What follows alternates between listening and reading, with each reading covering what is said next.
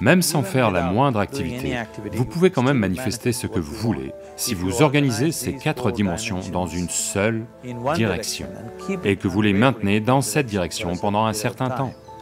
Maintenant, il croit que Shiva va le faire pour lui et ça va arriver.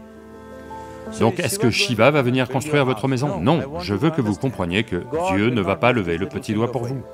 Ce qui n'a pas encore eu lieu jusqu'à présent sur cette planète peut arriver demain. Les êtres humains sont capables de le faire arriver demain.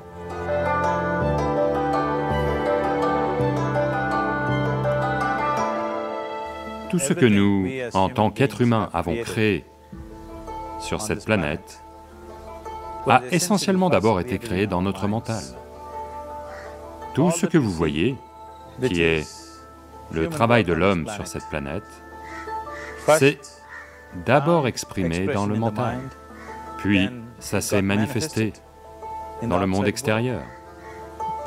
Les merveilles que l'on a faites sur cette planète et les horreurs que l'on a faites sur cette planète, toutes sont parties du mental humain.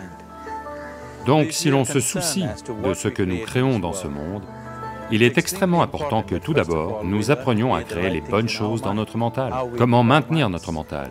Si on n'a pas le pouvoir de maintenir notre mental tel qu'on le veut, ce que l'on crée dans le monde sera également très accidentel et aléatoire. Donc apprendre à créer notre mental tel qu'on le veut est la base pour créer le monde tel qu'on le veut. Il y a une merveilleuse histoire dans la tradition yogique. Un certain jour, un homme part marcher. Il part faire une longue marche. Accidentellement, sans le savoir, il entre au paradis. Chanceux, n'est-ce pas? Il marche simplement et atterrit au paradis. Après cette longue marche, il se sent un peu fatigué.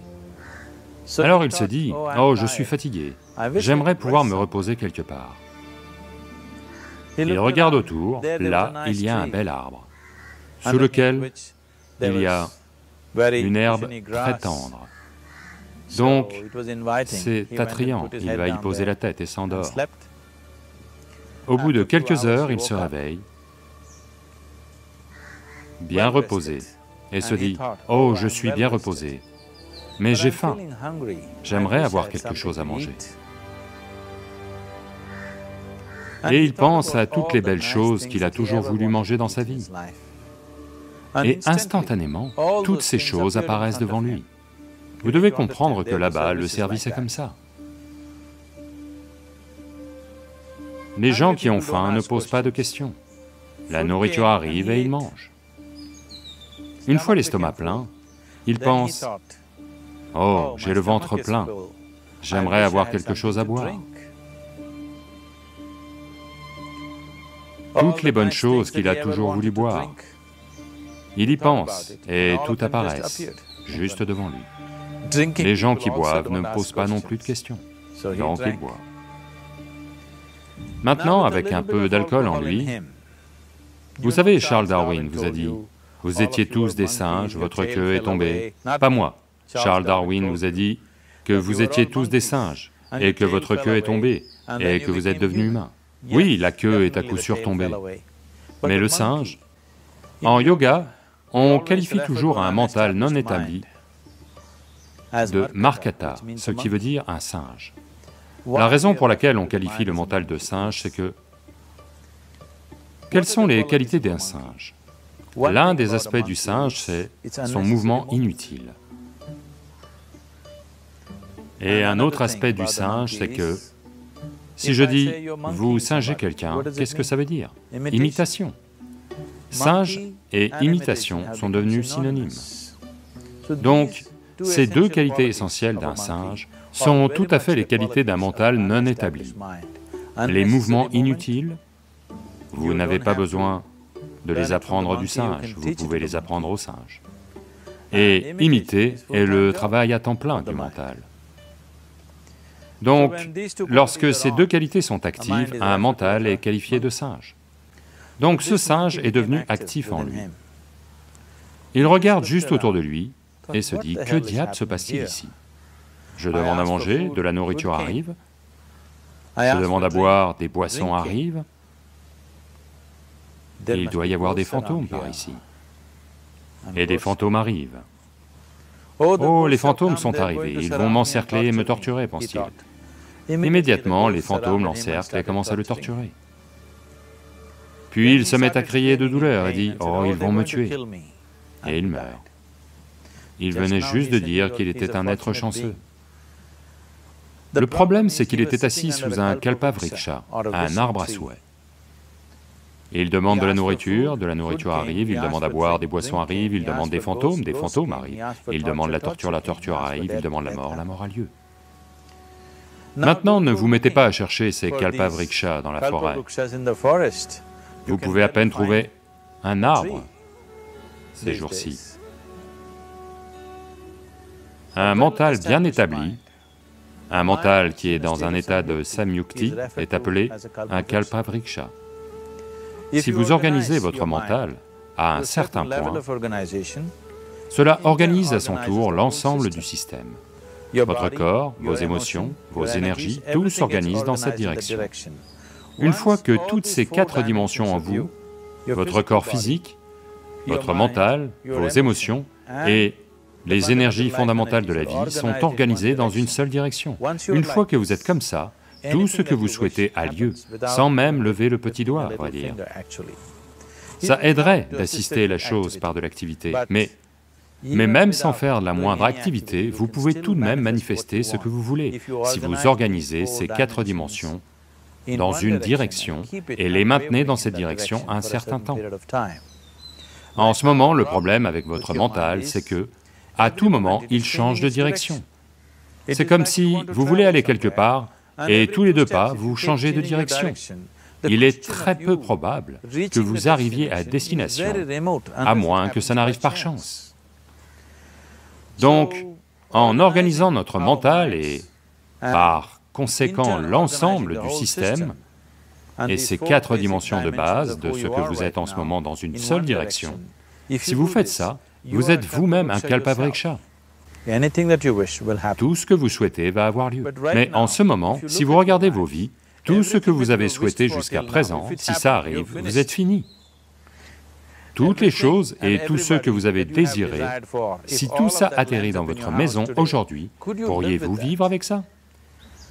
Une fois qu'on dispose d'une telle capacité, il est très important que nos actions physiques, nos actions émotionnelles, nos actions mentales et nos actions énergétiques soient contrôlées et dirigées comme il faut.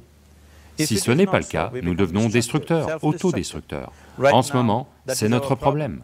La technologie, qui est censée rendre notre vie belle et facile, est devenue la source de tous les problèmes, et l'on détruit la base même de notre vie, qui est la planète. Donc ce qui aurait dû être une bénédiction, on en fait une malédiction.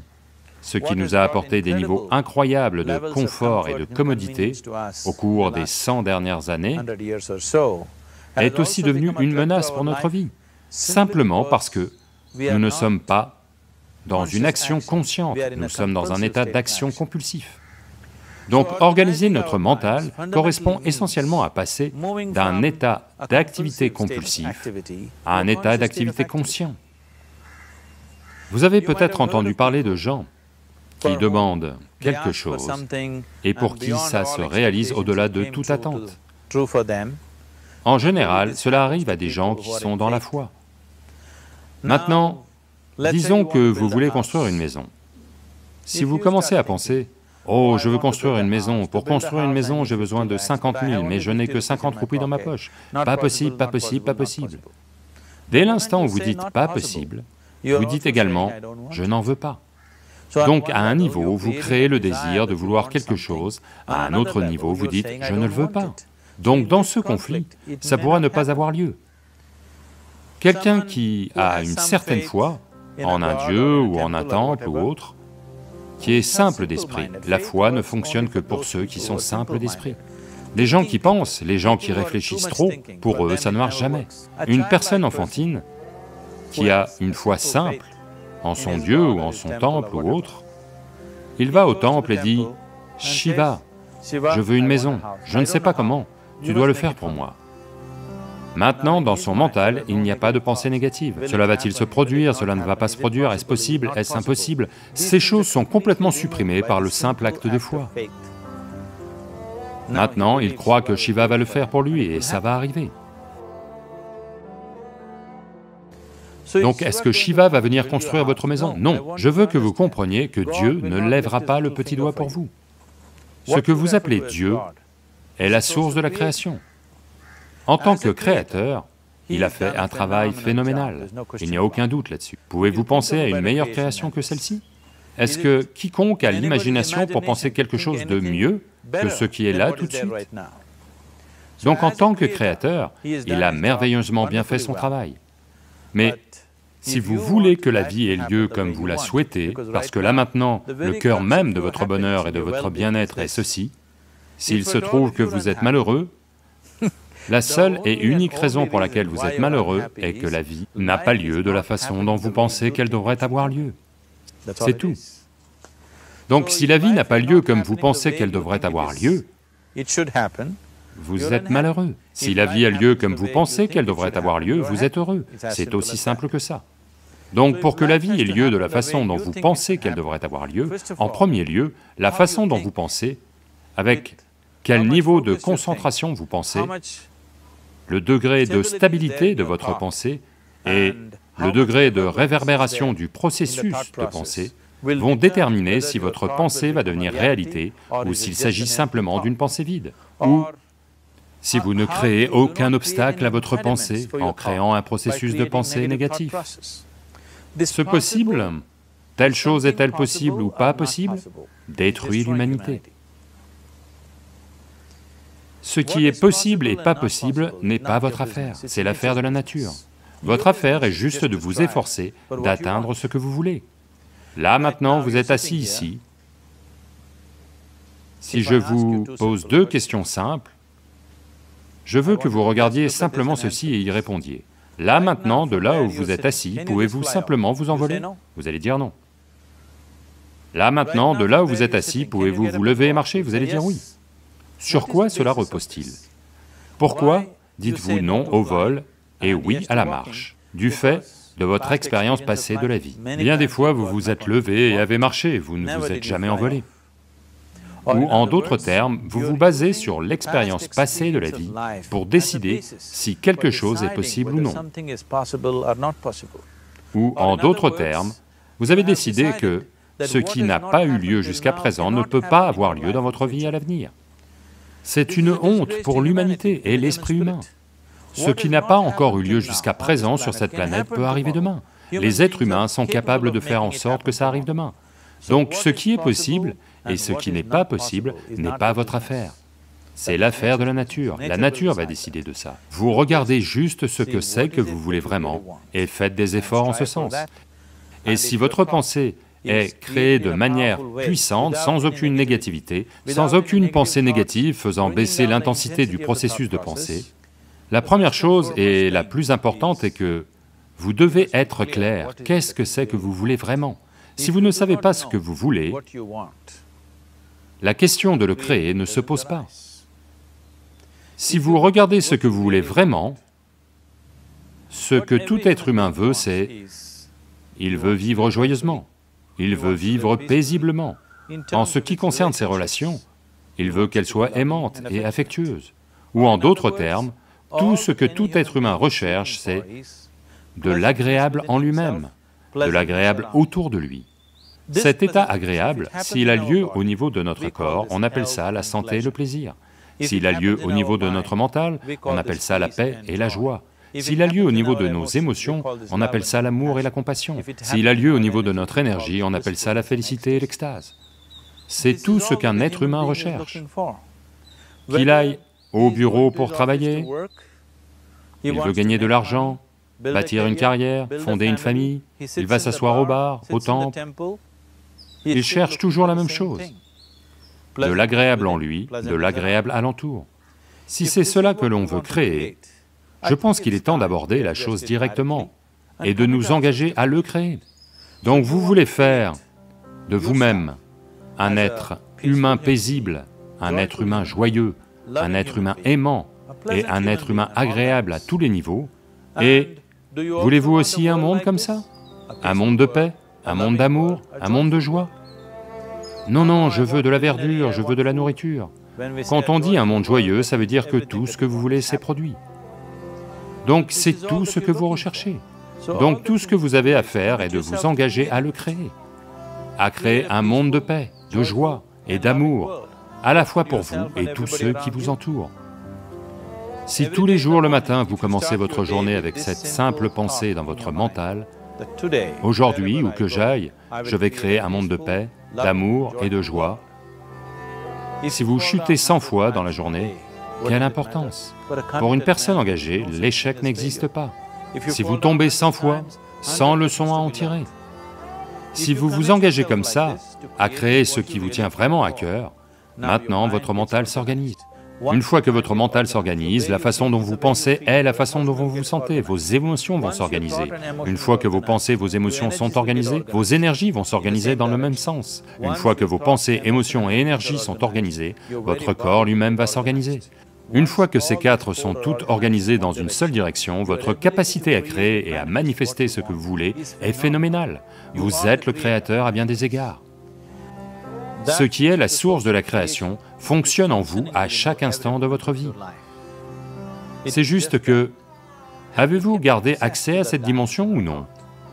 Organisez les 4 éléments de base de votre vie, vous y donnera accès. Il y a des outils et des technologies pour le faire. Toute la science du yoga, toute la technologie que l'on appelle yoga, n'a que ça pour objet, vous faire passer d'un état où vous n'êtes qu'un fragment de création à un état où vous devenez un créateur. C'est mon souhait et ma bénédiction que chaque être humain de ce monde ait accès à la source de la création en lui-même pour qu'il puisse fonctionner ici en tant que créateur, pas juste en tant que fragment de création.